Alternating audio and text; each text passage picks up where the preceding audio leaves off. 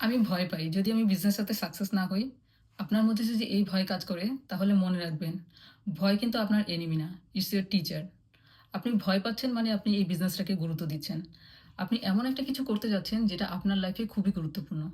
এখন আপনি যদি সেটা ভয়ের কারণে বন্ধ করে দেন, তাহলে কিন্তু ভয় জিতে গেল। আপনি কিন্তু ফেলিওর হলেন। আর অনেক মানুষই চিন্তা করে যে ফেলিওর হচ্ছে তার লাইফের শেষ। কিন্তু আমরা সবাই কিন্তু একটা কথা জানি, failure is the pillar of success. আমি যখন বিজনেসটা শুরু করেছিলাম তখন আমিও কিন্তু ভয় পেতাম। আমি চিন্তা করতাম মানুষ কী বলবে যদি আমি সাকসেস না হই, তারা আমাকে নিয়ে হাসাহাসি করবে। কিন্তু আমি নিজেকে শুধরেছি, আমি শিখেছি, আমি সব কিছু পরিবর্তন করেছি।